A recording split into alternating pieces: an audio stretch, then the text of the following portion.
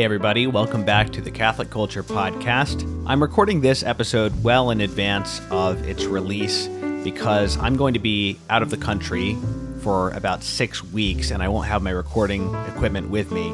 Actually, by the time you hear this, probably my trip will be almost over, or in fact, it might come out right after I get back, but it'll still be good to have something to release, before I sort of get myself back up in gear to record new stuff. So assuming you're hearing this sometime in mid-October, I was in Rome for all of September. I was living there and working from there, but I just didn't want to bring my recording equipment. So I was working on other things. I was editing the episodes that you've heard during this past month or so, which had already been recorded before I left, and writing articles and doing other work for Catholic Culture. And then after my month in Rome, I will have taken 2 weeks of vacation. By the way, go to catholicculture.org/newsletter if you want to keep up with all the writing I've been doing. I've been writing a lot more this year than I have ever since I started the podcast in 2018. So, as you probably know, every once in a while I put out one of these highlights episodes with great clips from much older episodes of the show, usually from a few years ago. And actually, this is in all likelihood, probably the last highlights episode I'll ever do. The reason for that being that these highlights episodes have been covering the period of the podcast, the first 85, 84, something like that, 80-something episodes of the podcast before I started recording video. So in the audio-only period. And the reason that it'll stop with the end of that period of the podcast is because once I started doing videos on YouTube, I started taking those standalone highlight clips from the episodes and putting them out as individual clips on YouTube. So there was really no reason to do them all together, like from a few different episodes together in a highlight episode like this one. But anyway, I hope this will tide you over until I get some new stuff out. You're going to hear about the medieval roots of the founding of the United States. You're going to hear some bits from my interview with a member of this really interesting rock band called Luxury, which started in the 90s. And as time went on, 3 out of 5 members of the band became Orthodox priests. And then I've got a clip from the sister podcast, Criteria, the Catholic film podcast, where we discuss an interesting, kind of obscure film from the Vatican film list called The Lavender Hill Mob. And that was a sort of a heist comedy from 1951 starring Alec Guinness.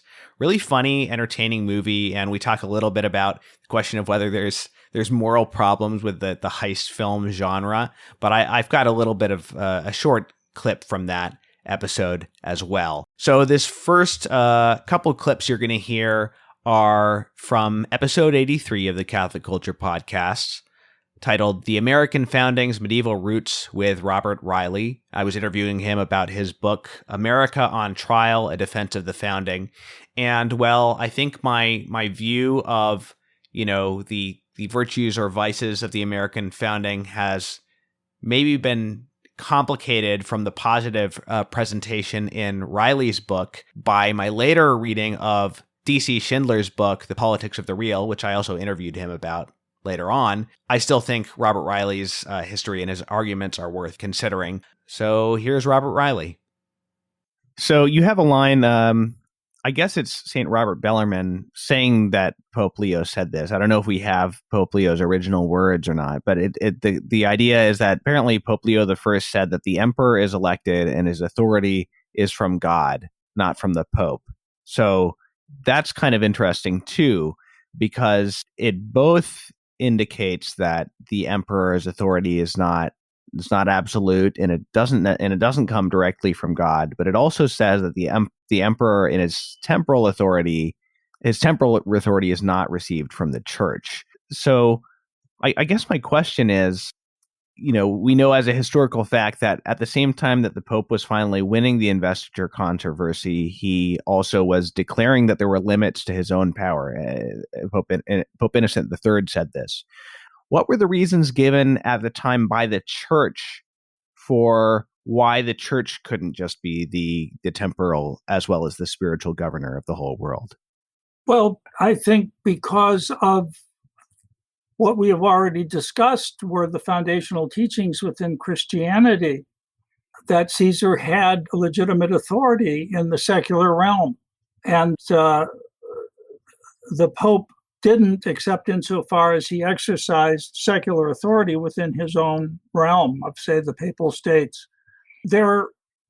His mission was completely different. I mean, once you acknowledge that the destiny of man is not comprehended by the secular state, and that it is the mission of the church to shepherd man to that spiritual end for which he was made, at least you have a pretty good notion of how responsibilities are demarcated between these two sovereignties. And that for the Pope to exercise and eliminate the distinction between those two sovereignties would be, in a way, every bit as much an offense for the secular ruler to eliminate the Pope and take upon himself the spiritual authority. And this was this was acknowledged by both sides, even in the most bitter controversies.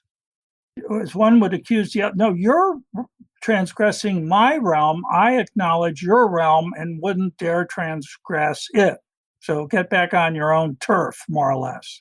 Well, I think a lot of people would be surprised to realize that the Middle Ages were not the age of absolute monarchy and the divine right of kings. That came later, kind of with Protestantism, although once it was introduced in Protestantism or in the context of voluntaristic philosophy, certain Catholic, as you point out, certain Catholic kings were happy to take advantage of the idea.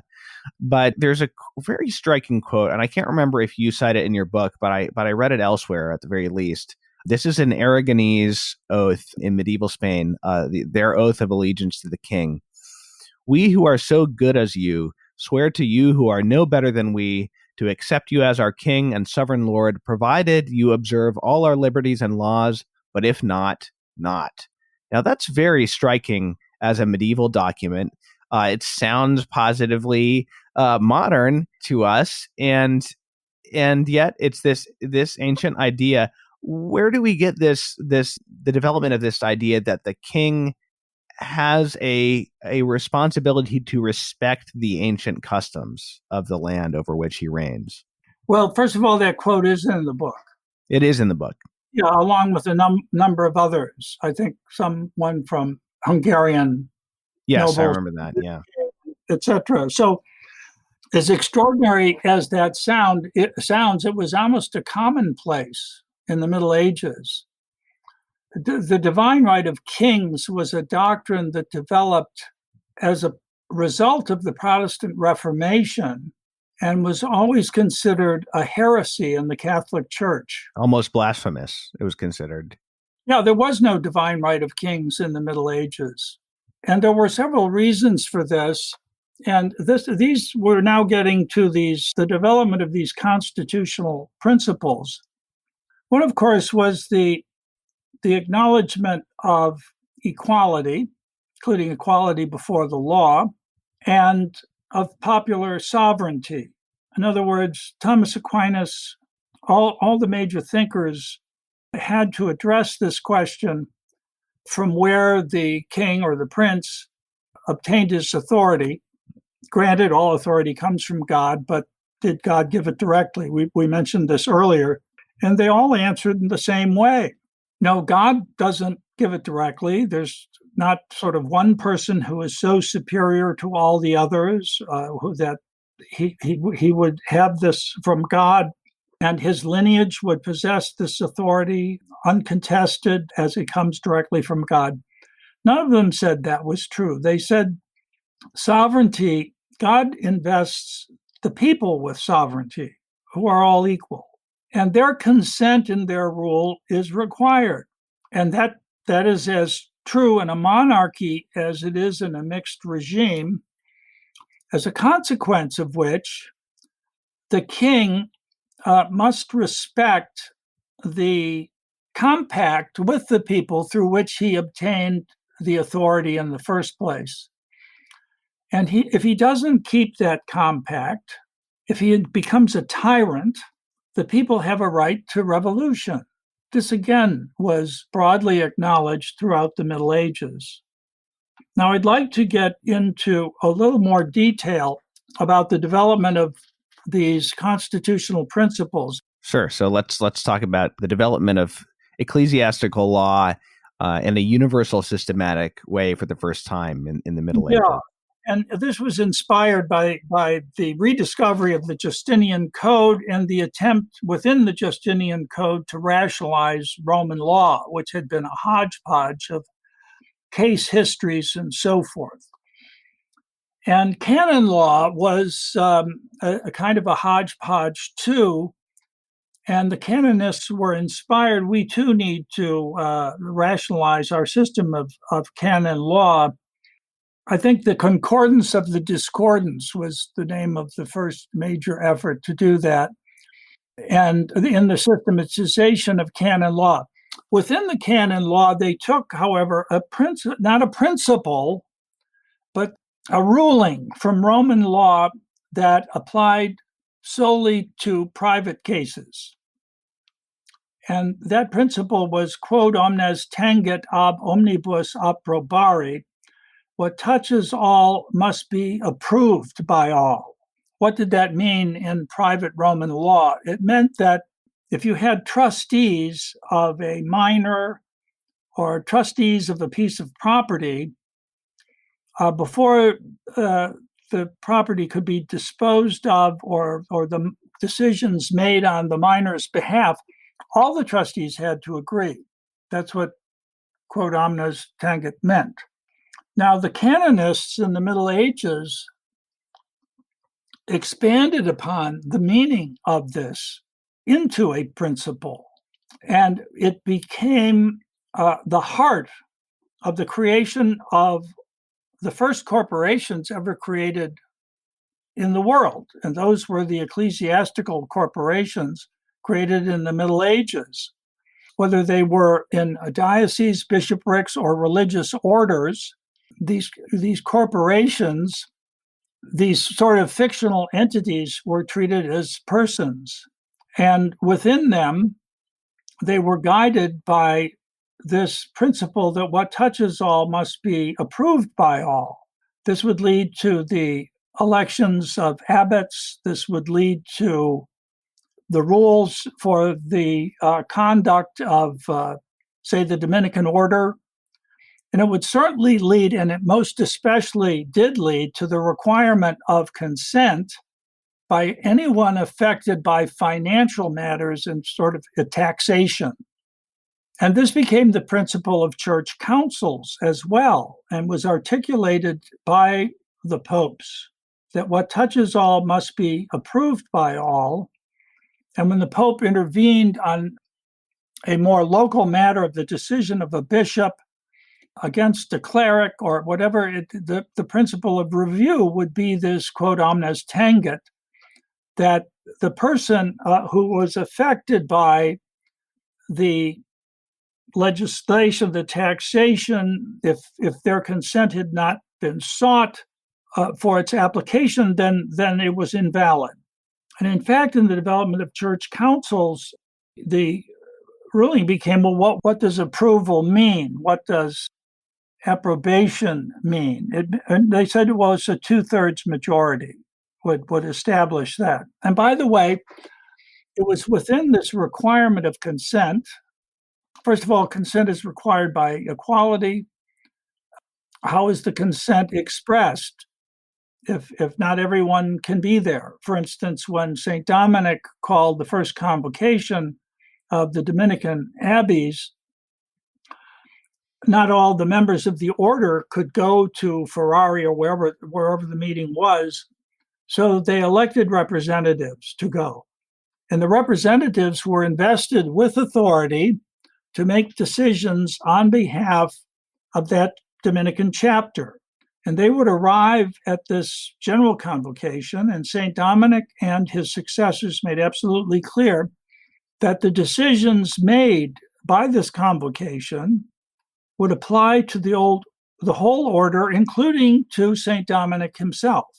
He was subject to their decisions.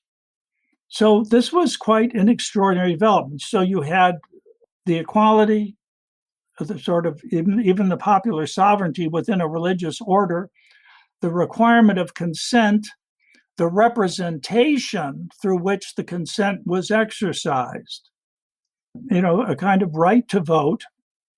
And as these religious orders spread throughout Europe, and as the Dominicans arrived in England, their behavior was observed, how they conducted their affairs. Other religious orders imitated them in all the respects I just mentioned. And as you know, canonists didn't serve only in ecclesiastical functions, they would also serve in civic functions or royal courts. And these principles leached from the church into the secular sphere and began to influence the early parliaments. And indeed, the right that no taxation without representation was a direct effect of the canon law adoption and development of quod omnes tangit as a principle. So there was an enormous effect from canon law into the development of the early constitutional principles in the medieval world.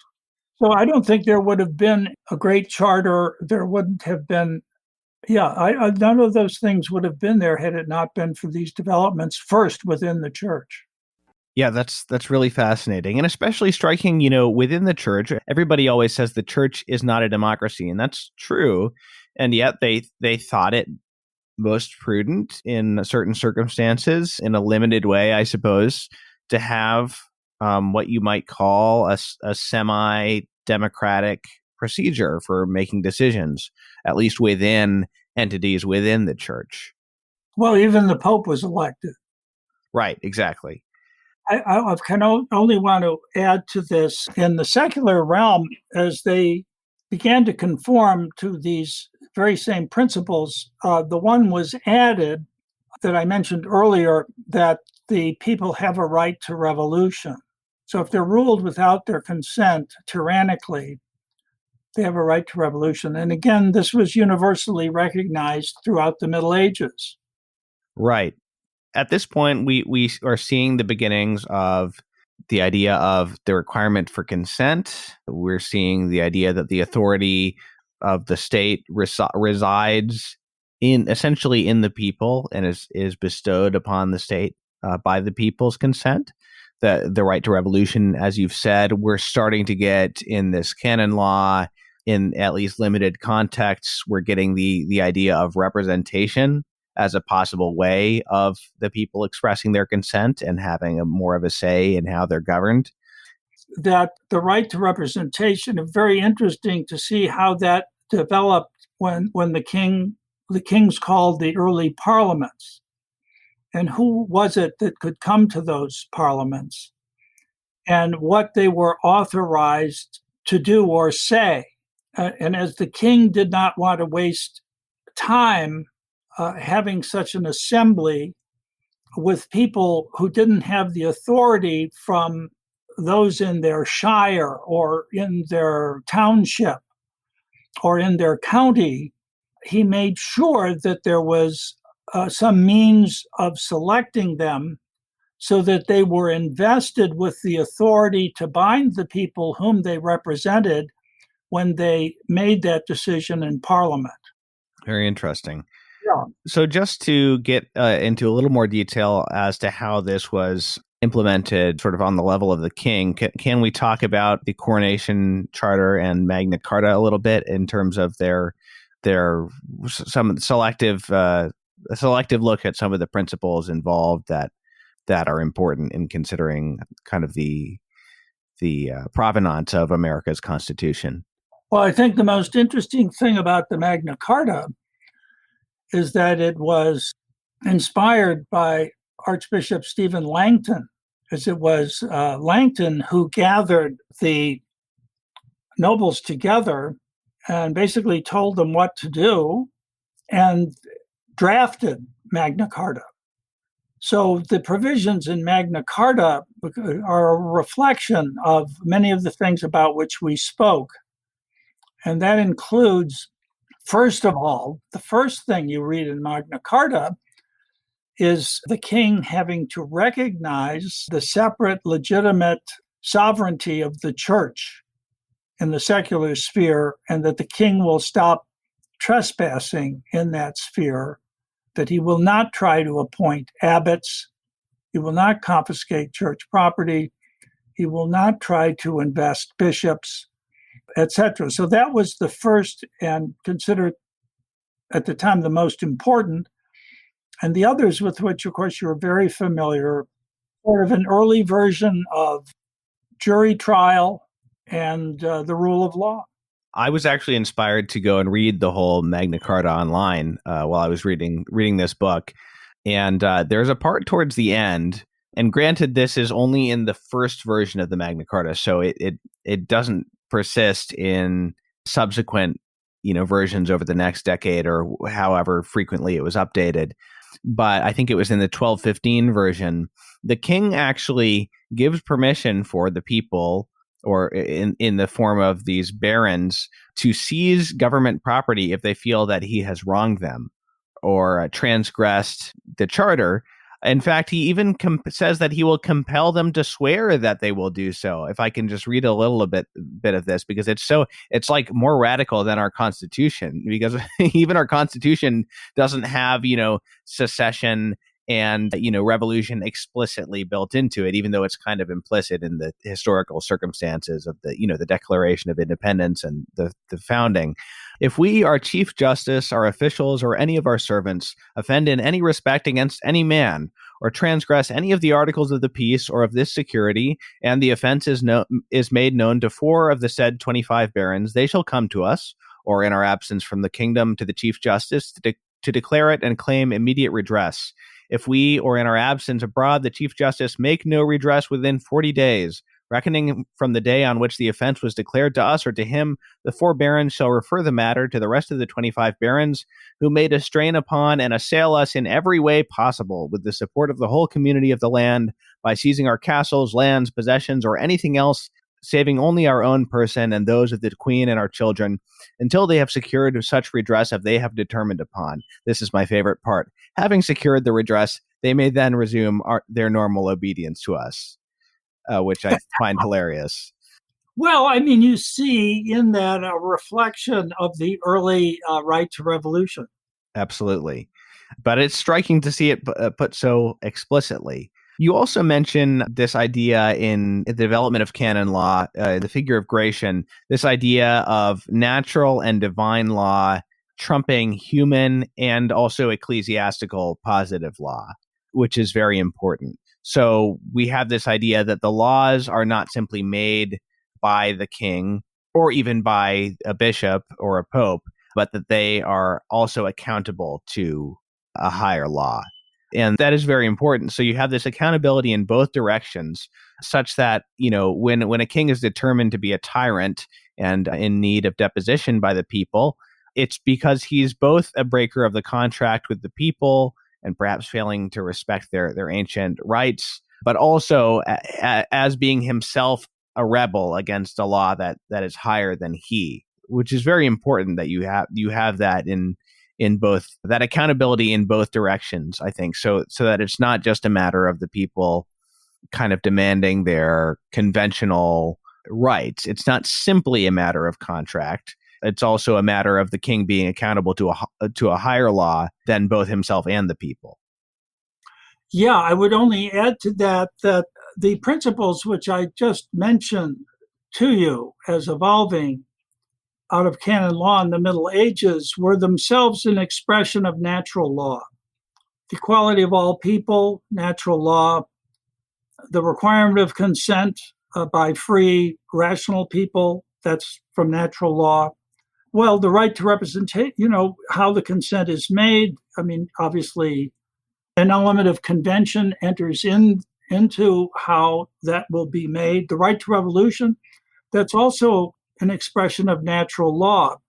So the natural law, of course, was seen by the medieval thinkers and the greats like Thomas Aquinas as kind of a second revelation. You have the scriptures as God's direct revelation to man, but nature itself is a revelation, and the laws of nature are that revelation, and it is by apprehending them that man can understand right from wrong and what is just from what is unjust. And how can we do that? We can do that because we understand the nature of man, which means we understand what man's perfection means, what the end of man means, and what contributes to the achievement of that end, and what detracts from the achievement of that end. And obviously, those things that detract or subvert the end are evil, immoral, and those that add to it, that proceed along the path of that perfection, are moral. So that the power of natural law in terms of human beings means explicitly the moral law. All right, so now I'm going to play you some clips from episode 85, titled 3/5 of Our Band Got Ordained. Luxury was kind of almost a Christian punk band starting in the mid-90s, and they were all sort of evangelical types, I guess, at the beginning. 3 of them became Orthodox priests, and when their second to most recent album, Trophies, came out in 2019. Then in 2020, I interviewed Father David Lee Bozeman, an Orthodox priest who is the singer, songwriter, and guitarist for Luxury. Very interesting story for the band, which you'll hear, and also some interesting songs, interesting lyrics. And the first clip is actually not a Luxury song, but it is a song called The Majesty of the Flesh, which is from a solo EP by Father David Lee Bozeman.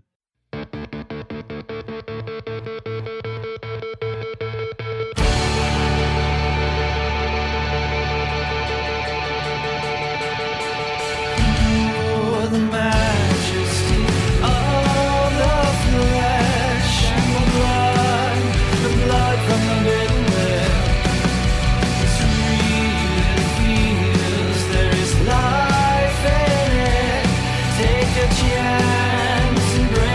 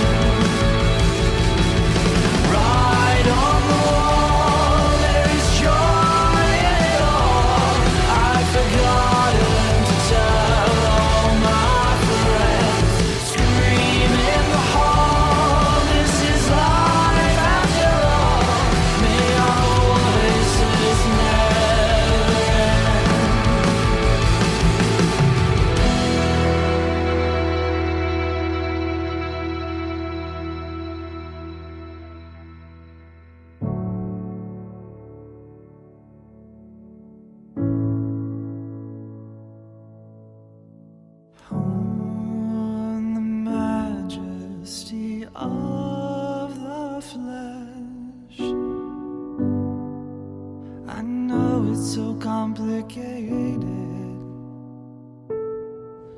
It's a night we made a glorious mess. Who can save us from this body of death? Who can save us from this body of death? Right on the wall, there is joy in it all. I'd forgotten to tell all my friends. Scream in the hall, this is life after all. May our voices never end. May our voices never end. May our voices never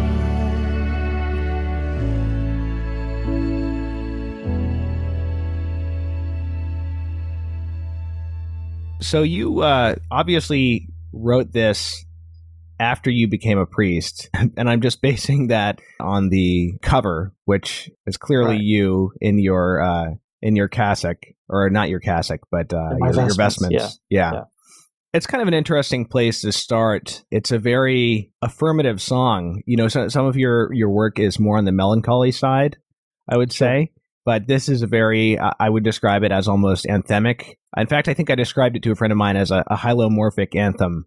The flesh is a word. I mean, the Christianity, of course, especially for lack of a better word, sacramental Christianity, which you know, Right. any Christianity is, to the degree that it's Christian is sacramental.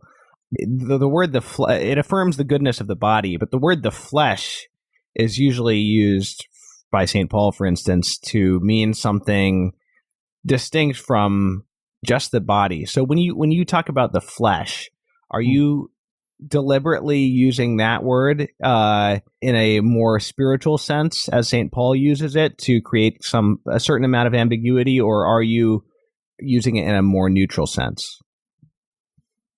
Obviously, it's a complicated word. If you go back to the original Greek, what does this mean? Is it body? Is it flesh? Is it sin nature? All these different sort of words that go along with it. Our English language sort of complicates all that because, especially in translation, you sort of get lost in all of that. I think what I would say the motivation for that particular word, first of all, it is provocative. That's obvious. But there is this tendency to want to escape the body, the flesh, and live in sort of a spiritual manner, right? I guess that's part of also Eastern religions as well. But within Orthodoxy in particular, and maybe this exists in other places, but certainly within Orthodoxy, the struggle is not against the flesh, but it's to save the flesh, the body, the reality of a human being. And so I think that particular song, as you said, it's kind of anthemic. It was actually written as a reaction. I was reading an article by a man named Father Alexander Schmemann, who was well known in Orthodox circles in the 20th century. And he was explaining our Lenten struggle, which during Lent we do all these sort of ascetic disciplines with fasting and prostrations and these kind of things. And the attitude is not that we are trying to destroy ourselves or harm ourselves, but it's to actually bring ourselves into obedience, right? To manifest some sort of self-control. And so that was all sort of rattling around in my head. And then at the same time, trying to be provocative, which I like to do, and push this idea. A lot of that EP really centers around sort of sensual pleasure and that kind of thing. And is there a place for it in Christian thought? And how do we do that? How do we manifest that in an appropriate way? Well, it seems like in this song, in the lyrics, there's a movement. You start out with almost just kind of like the raw experience of the flesh in a very visceral way. You know, the blood from the bitten lip is the first example you give of the majesty of the flesh. Breaking glass. I'm sure must be some kind of metaphorical significance to that I'm isn't immediately obvious to me. But that's it for me okay. either. A lot of this, it is. There's some stream of consciousness sort of things, imagery that just sort of springs up, but it's not that calculated all the time. I was going to say also that it's not that there's no ambiguity earlier in the song, because you start out with, blood involving injury, even of a minor kind, at the very beginning. So the experience of the majesty of the flesh is immediately involved in like the wounding of the flesh. And then you have in the third verse, dying a little death, that breaking your heart, holding your breath. Obviously, the little death that has a number of potential meanings, but in a Christian context, it clearly takes on its own special meaning as well. I guess even prior to that more obvious, that acknowledgement of the kind of like the compromised position of the body currently, we can put it that way, is made in the final verse, but there's already, I guess, hints of that if you kind of read it backwards into the earlier verses. Yeah, I would say, I would say that our experience of the body is as complicated just because of the complication of death, the reality of death. And from the moment we're born, we're, hurtling toward that, or even conceived, I should say. And so even, all pleasure of the body, food, drink, sexuality, exercise, everything is always tainted by this reality. And so, again, from the radical Christian notion is the salvation of the body. It's not the escape from the body, but the restoration of it. It's the joining of the body to the divine, so that the body begins to take on the properties of divinity. In Orthodoxy, this is called theosis. And so the way we go about that, of course, is trying to bring our pleasures, our feasting, our sexual experiences, trying to bring that all in line with the commandments of Christ. I think it's a different way of looking at, people hate their bodies pretty much in the modern world, if you're exposed to any sort of social media or anything like that. Right. It's a glorification of flesh without any relation to Christ, or it's, they despise themselves. And unfortunately, it's also found in theology oftentimes about, the sort of dualistic nature of reality, where we'll just leave the material world for some sort of spiritual reality. And this has been a temptation for Christians from the beginning. Sure, of course. Yeah, this is Gnosticism. This is early first century stuff, I grew up in the Protestant church, and, I listen to some of those hymns of the Protestant church, and it's all about, on that day I'll fly away, and, I'll be on the other shore and leave this old world behind, and that kind of language, which is very foreign to actual Christianity when you actually look at it. I think we need to do more as Christians to sort of have a theology of the body. This is the big question of our age: is what is a human person? What does it mean to be a person? What does the body mean? What do we do with it? And I think we should engage that more often. And I suppose that's one reason to be slightly provocative in your lyrics is that otherwise you might, if you speak in something that comes off more as a platitude or a truism, then it doesn't kind of wake people up as much to the kind of the radical value of what you're talking about. But that, for me anyway, for writing, like I don't ever set out to write about a topic. I just simply, I'll find some idea that kind of takes off on its own, and you don't really understand what you've written until after you've written it, in my experience. And people, will comment to me and say, "Yeah, I heard the song you wrote, and these are the words, and this is what it meant to them." And I would, I'm like, well, that wasn't my intention, but this is how you draw. This is what you drew from it. So I'm pleased that happened. Usually, not always, but usually. So this is, I think, the way that music works, at least for me, is that I don't have an agenda, because I think as soon as I did, it would be very obvious and it wouldn't be successful at all. But what is in my heart and how I live and how I think is naturally going to come out through the artistic process of trying to write a song. And I think that's what happened with this one in particular. Maybe we can go back to the band Luxury, and could you just kind of give an overview of the story of that band, of your beginnings in music, your beginnings as a kind of the intertwined story of your musical life and your Christian life, and how that progressed for you as an individual as well as for the band. So we really began back in the early '90s. I found myself at a small Bible college in Northeast Georgia where my brother had gone to school. That basically lasted for a couple of years. We started playing a lot at this school, and eventually made our way into sort of the local scene in Athens and Atlanta, and playing a lot more shows and getting not much of a following, I wouldn't say that, but just sort of developing live as a live band. We took the opportunity to travel up to a large music festival, which was known as a Christian music festival. And we were around the Christian music scene, although we didn't really consider ourselves to be much of a part of that, because we were at a Christian college. But we decided to go to this festival in Illinois. It's called Cornerstone Music Festival, and it was a really big deal back in the '90s. We went up there. This would have been in 1994, sort of at the peak of our live experience. We played at this open stage, sort of signed up to play kind of thing. And we were seen by a large group of people, and we ended up being signed to a label in 1994 called Tooth and Nail. Right about that same time, Chris Foley and myself and a number of other people, not in the band, but other people in our town, were interested or became interested and started studying sort of church history, being raised Protestant and not being with any sort of sacramental or liturgical tradition. We just didn't know anything about it. And so we began to be exposed to Orthodoxy, essentially, at that point. And Chris and myself and a number of other people started pursuing that.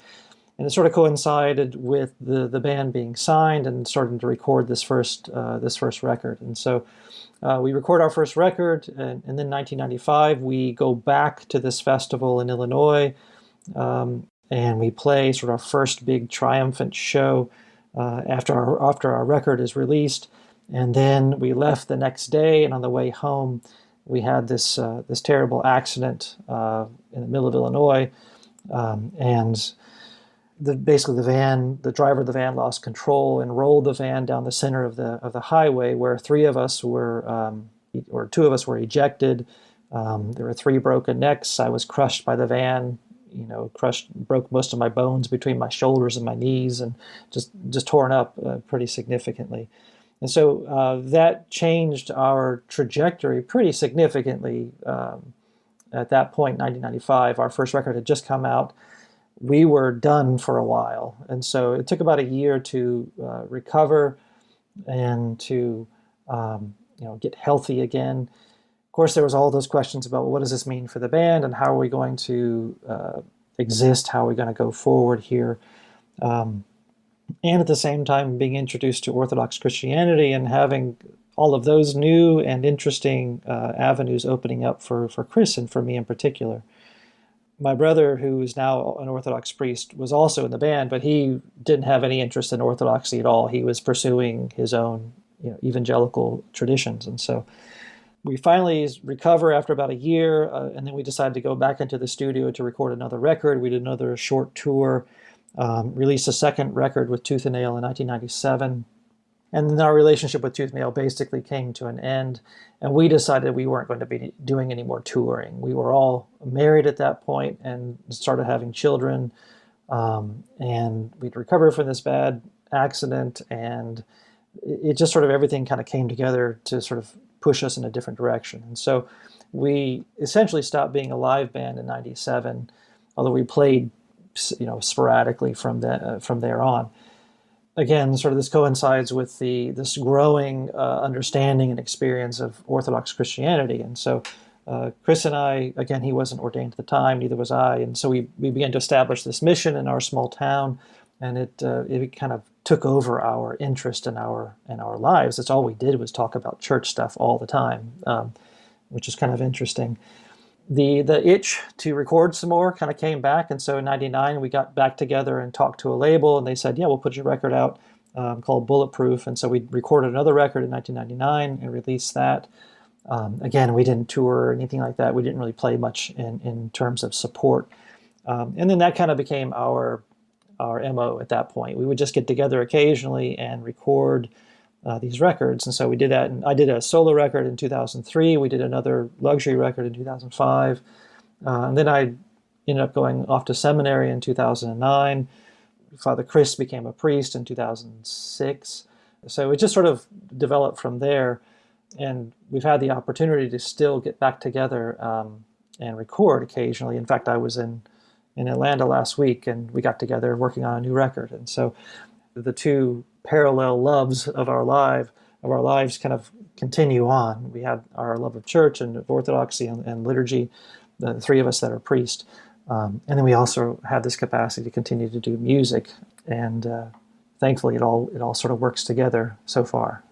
You know what? Let's do the War on Women. In your annotations, you make it clear this is a song about the crisis of pornography in our culture and having been introduced to that at a young age. And it's a very, very poignant song because I've had the exact same experience and am still kind of like putting the pieces back together in many respects.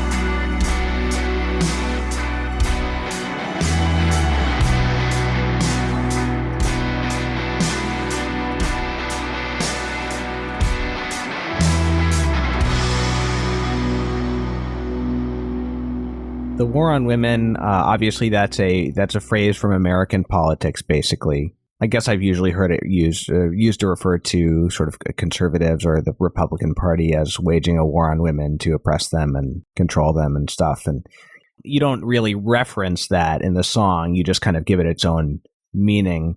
It's a haunting song and something that I feel like this is like a ubiquitous presence in our culture, and yet it's something that is so seldom addressed as something that has an effect on everything else, even things that are not, on the surface related to sexuality.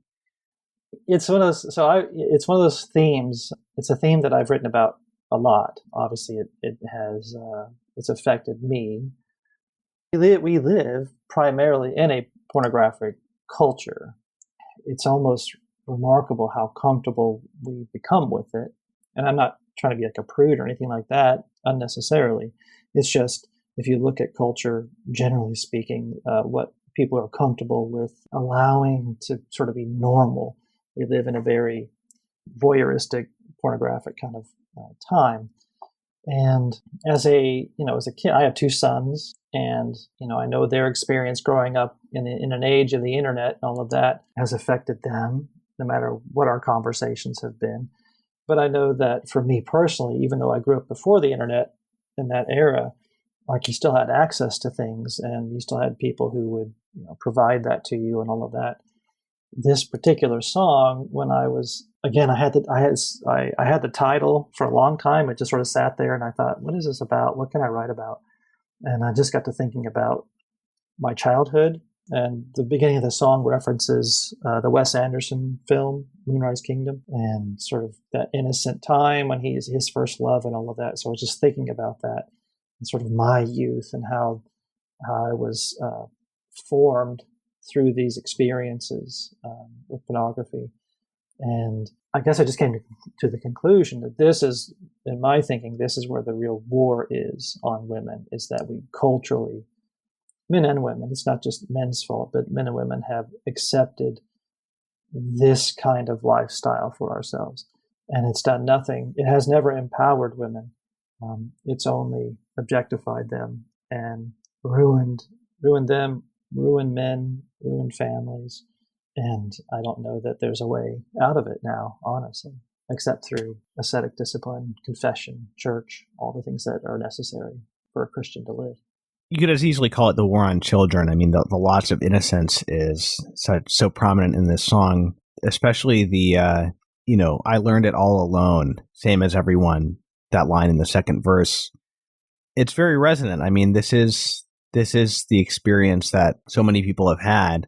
Of course, nowadays it's so almost mainstream and accepted that maybe it's not it could seem like less of a lonely thing, but it is still fundamentally a lonely and isolating experience. Yeah, it does kind of like set you apart. Even if all of your friends are doing the same thing and you know it and nobody has a problem with it, it does set you apart. It does isolate you from other people, men and women. Yeah. Well, I think we know fundamentally, that it's not the right way. There is something more to experiencing sexuality, and it's never, in its fullness, it's never best alone, you might say, which is why the church blesses marriage. I mean, in the Orthodox Church, we don't bless we only bless either marriage or monasticism. And those things are primarily done in community. And so our sexuality is understood in the same way, that it's done in communion with another person. And this is the thing that pornography has stolen from us, is that fundamental human experience of community within sexuality that two people should experience. All right, now I'm concluding this highlights episode with some clips from Criteria, the Catholic Film Podcast, co-hosted by James Majewski and myself. This is from back in 2020 when we had relatively recently started the podcast, and we had our friend, writer, actor, author Paul Laudiero on with us to discuss The Lavender Hill Mob, which is a really fun movie. Definitely recommend it. Mr. Fisher will be sitting here. The van will stop in front of him at 4:30. A minute later, the guard will appear around this corner, and you, Pendleby, will detain him for at least half a minute. Ask him for a light, ask him the way, ask him anything, but keep him there. We must have those 30 seconds. Edgar. I beg your pardon? Isn't one supposed to say that when one's being briefed on my rare visits to the cinema? The word is Roger. Oh, Roger. I'm silly old man. To continue. This is sort of an everyman's Ocean's 11. That's how I like to look at it. It's Ocean's 11, but with poor, regular-looking men, I think. Yeah, so the premise is Alec Guinness, I don't know how old he was at the time, but he seems obviously younger than in Star Wars. He could be 30 or 80 years old. There's no way to tell. He's just a timeless gentleman. He's this, like, creepy little dweeb who works for a bank, and he is in charge of like ensuring the safe transport of the gold bullion every day or every week or whatever. And he has been nurturing this secret dream of eventually ripping off this bank, and just he's been waiting for the right partner to come around because he can't do it on his own. And so that's basically the premise of the film. Is it's a heist comedy with Alec Guinness as the protagonist, and there's like a little squad of people that he assembles to help him out. This is a heist movie, so it contains a lot of the tropes that one would expect from a heist film, although kind of recast in this charming proletarian kind of way. Right. Yeah, it's very well written. When is the Vatican film list from? When was it published? 95. Okay, so Ocean's 11 wasn't out yet, because I'm picturing if Ocean's 11 had come out, this would not. No. Well, the original Ocean's 11 would have been out with Frank Sinatra, and is Frank Sinatra in Ocean's 11? Yes. Yeah. Yes. And they chose the Rat Pack. They decided to pass on that and went with this movie, which is so interesting. Because I feel like Ocean's 11 is just the best version of this. It's funny. It's crime charming. doesn't pay in this one, even though it sort of does. No, but it doesn't. And that is important. That's the difference. That is important. In Ocean's 11, they get away with it. In this movie. Yeah. But, I couldn't help but think about the ending to Ocean's 11 because I rewatched it for the first time in a long time recently. The new one. And I was thinking about the scene when they're all at the fountain. Yeah. It's a great scene. And Claire de Lune is playing, and they're just all like, we're so dreaming cool. about what we're going to do with our money. Yeah. It's a great scene, but you're kind of thinking, is this right? Yeah. We can get into that. But yeah, it's an interesting choice. But I think as far as heist movies go, the fact that the guy is caught in the end is probably one reason that this was chosen. One last thing about Alec Guinness. He carries the movie. Yeah. He's so fun to watch. Yeah. There's a moment in the beginning of the movie where he gets a gun and he looks at it and like giggles. And he carries. he's really good at bugging his eyes out. Yes. Like in this like greedy little way. In the same way, like nowadays this is maybe a poor comparison, but the same way someone would see The Hangover and be like, Zach Galifianakis carries, like anytime he's on screen, you're watching Zach Galifianakis. This is a poor comparison. But it's the same thing with this, where everyone was funny, but every time Alec Guinness is on the screen, I'm watching him. Everything he does is funny. His reactions to things. Yeah. Right? Absolutely. Yeah, it seems to me like to be a very intentional comedy. Like, it's not ill thought or sort of happening just on the surface. Like, Alec Guinness's character, for example, is, really funny and a real character, but also fully realized. You get the sense that this is a real person and not just some sort of like comedic archetype or something. Sure. Yeah. And I think the other characters do function more on the level of personalities, right?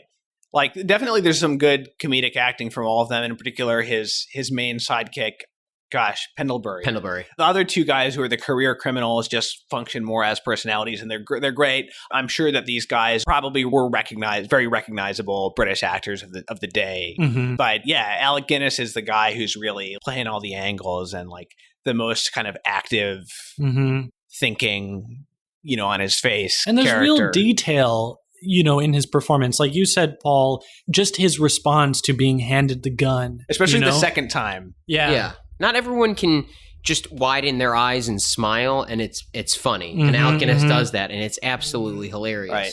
It's so weird. He's such a dweeb. This is like a nerd fantasy movie. This is where a nerd watches the movie and goes, "Oh yeah, this is me. I'm gonna rob." He's my really bank." good at portraying like covetousness and like That's exactly in a comical way on his face. He's watching gold being poured, and you can almost see the money signs dancing in his eyes. Right, that's that's like such a great way of saying he's it. like Wile E. Coyote almost. He bugs out his eyes. He has like this little licks his smile lips almost. Yeah, but like not in a way that's. I mean, it is slightly cartoonish, but it's still it's a fully realized character. It's not It's not some caricature. Yeah, you know what's also interesting about this character, do we know his name? The name of the character that he's playing? His name is Henry Holland.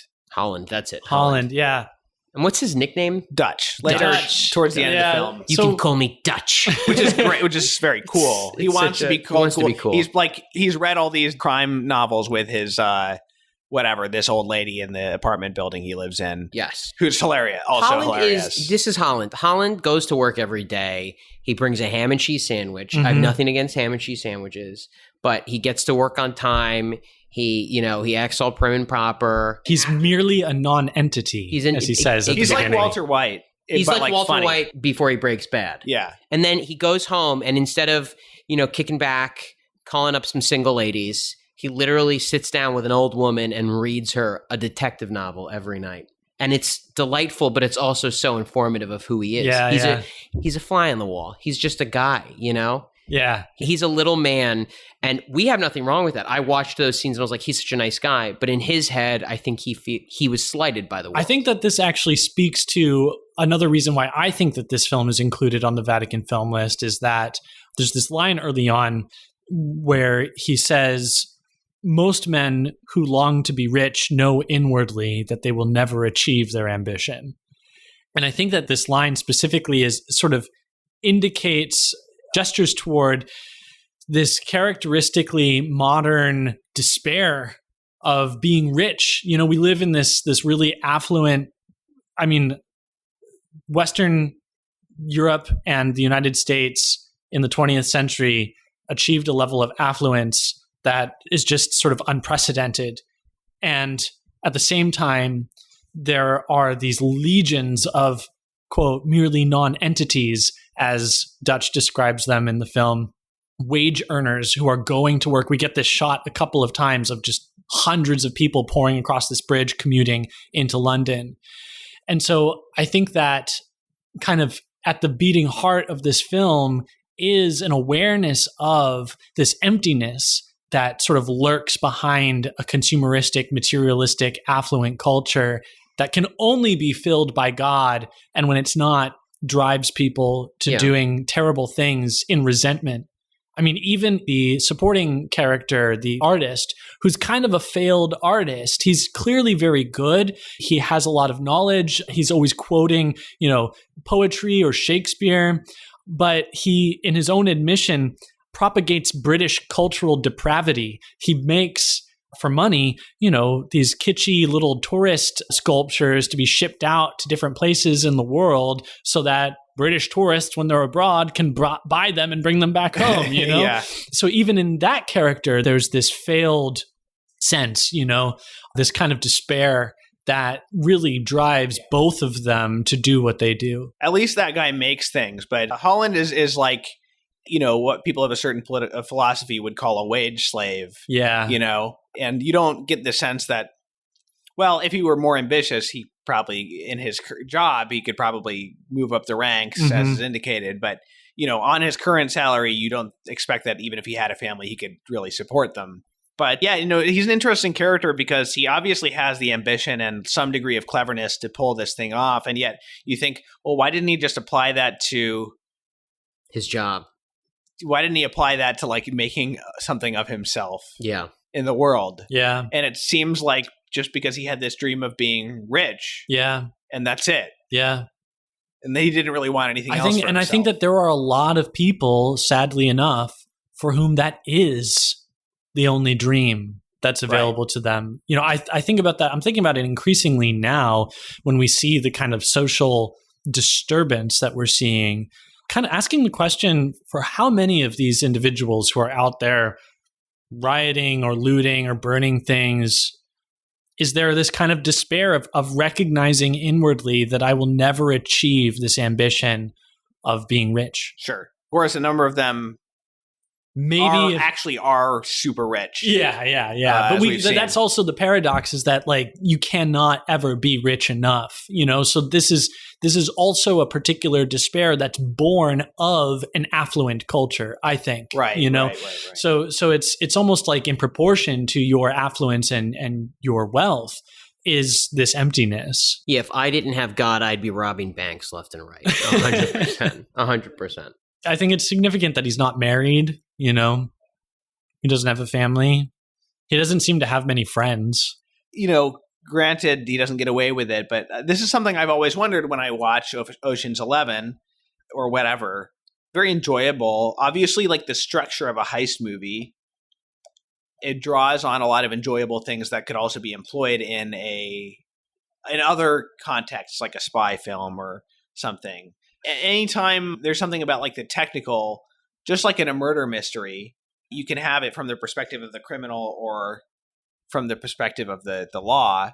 And there's a genre satisfaction from seeing all the details work out and stuff. So the, you know, there's aspects of which you can enjoy, which are perfectly legitimate. But yeah, this question of like, what are we endorsing when we sit down to watch a heist movie? A good heist movie is like looking at a clock.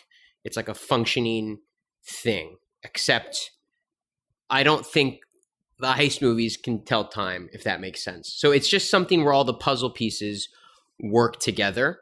But in reality, gentlemen thieves are not a thing. In reality, Danny Ocean does not exist, right? In reality, someone of that caliber of like thinking through things. I'll take this back a step. It's like when you watch mob movies, right? The Sopranos is an excellent example of like mob men are actually animals. They're murderers. They're evil, evil people. They're despicable. They're not cool to hang out with. They're terrifying to hang out with.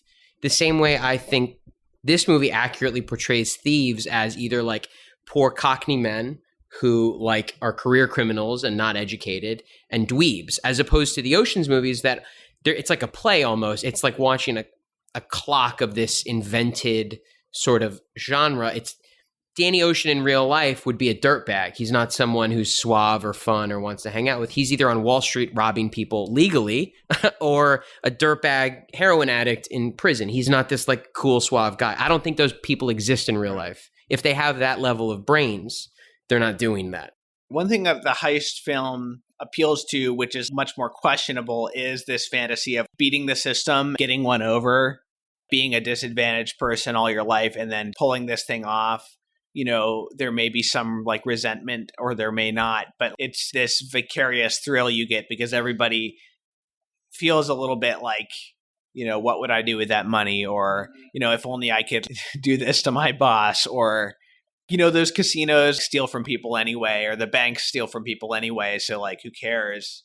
Kind of thing. That's something every heist movie needs, is you need to be robbing from a bad guy. At least Right. New heist movies do that to try to justify the criminals. So Ocean's 11, you know, does this to some extent with the guy that they're robbing from. He stole the Terry guy's Benedict, wife. yeah. He stole George Clooney's wife. He's kind of a jerk, whatever, I forget. But He's just a jerk. It's the Robin Hood thing, you know, steal from the rich to give to the poor. Yeah. yeah. But you're saying that you But at think least there's... Robin Hood is robbing from people who are like unjustly taxing peasants. So you think that there may be something problematic in the vicarious pleasure that we derive watching other people rip off, you know, institutions like the Bank of London? Yeah, I mean, I don't know that in this particular film, the vicarious aspect of it is as strong because the character is such a dweeb. You know, it's more that you can understand his motivations. But in Ocean's 11 or something like that, it's like so cool. It's like so much cooler. Yeah. You know, it's not just the fact that the scheme itself is interesting. It's that the whole thing is presented as like very cool and appealing. Let's say you're watching a show or a movie where clearly the criminal is portrayed as bad and the upshot is that you don't like them. But in the moment in these chase scenes, the way that it's shot, it's from their perspective. So you always find yourself rooting for them. Again, because if it's from their perspective, that's how you're going to feel. I don't think that's necessarily an intrinsically bad thing.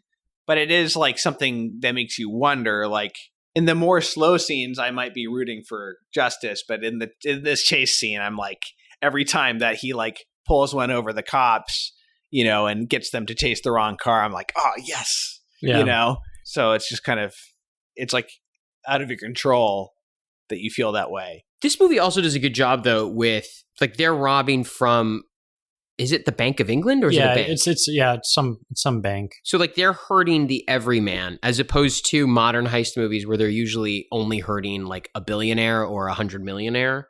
Yeah. Right? They're hurting the owner of a casino versus here where they're hurting all the members of a bank.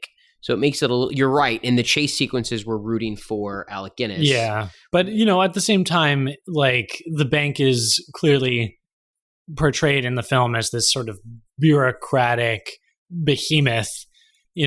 When he's being celebrated, his boss takes him to the chief cashier, who takes him to the deputy chairman, who then takes him to the chairman and the board of directors. And so you get this impression of, okay, if they're not robbing this villainous, billionaire, they're robbing a sort of inhuman bureaucratic institution. It's made clear that they are hurting like the English economy by doing this or whatever, but yeah. Well, it's made clear that politicians care, but I don't know that it's made clear in the film itself that anybody's going to feel the brunt of this. Right. I mean, politicians are upset about it. The cops are upset about it. Right. I also, after watching this movie, had dreams where I robbed someone and then felt guilty afterwards. Yeah. Like I had Catholic guilt after robbing someone. During the dream or after you woke up? No, during the dream. I was actually robbing a bank with a friend of ours from high school. And I think, it was a museum. And as soon as we left the museum, our friend was cheering. And I was like, I've just committed a serious sin. I need to return this. I've had dreams where I committed crimes and then felt really bad in the dream. Yeah. I also had a dream. The only robbery dream I can think of is when I stole some bananas from a grocery store. Like I was looking for good bananas. I can never find them in New York. And I finally found good bananas and I stole them. Yeah. And I think I got arrested. I forget.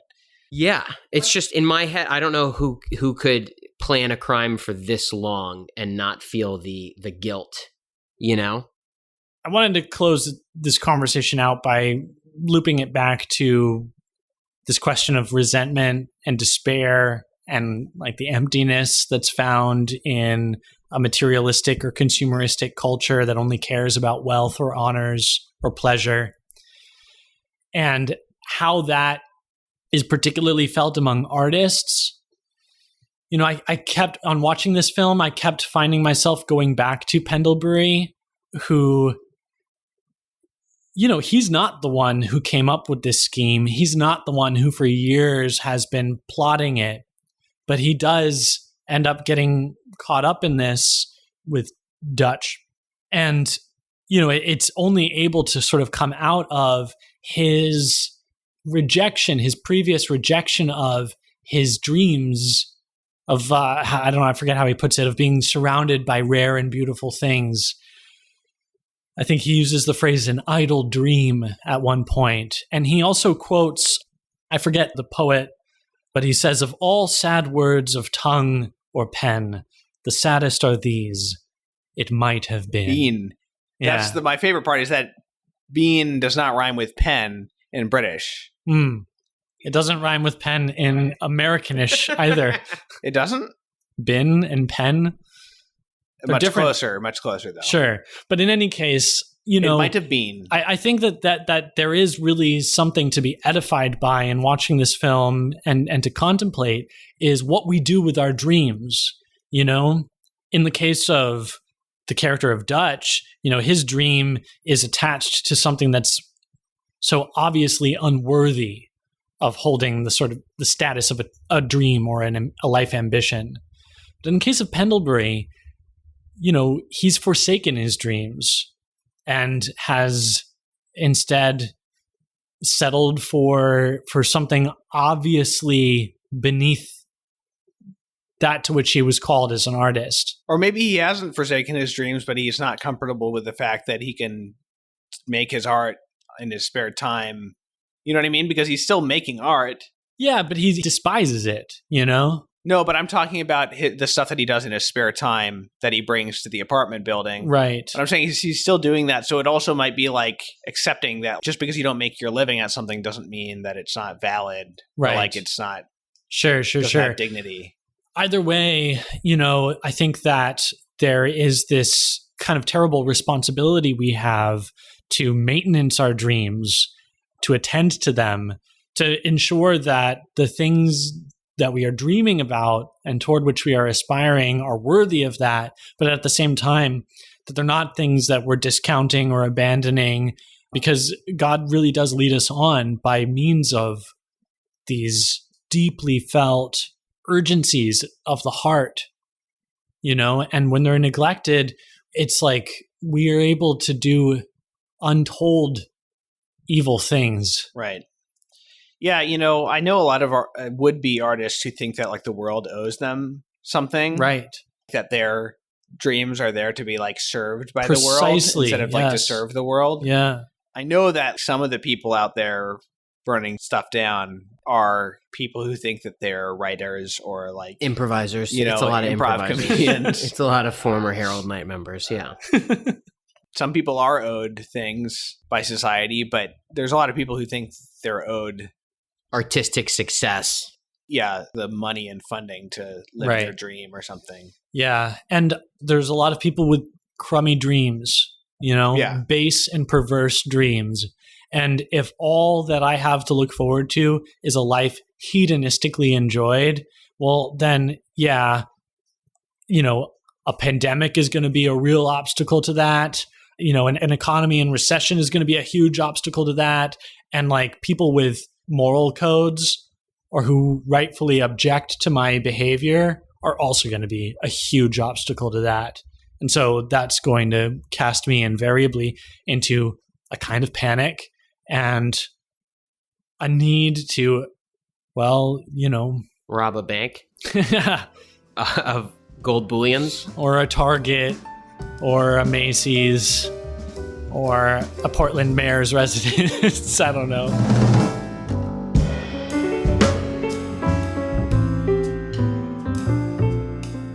The Catholic Culture Podcast is a production of CatholicCulture.org.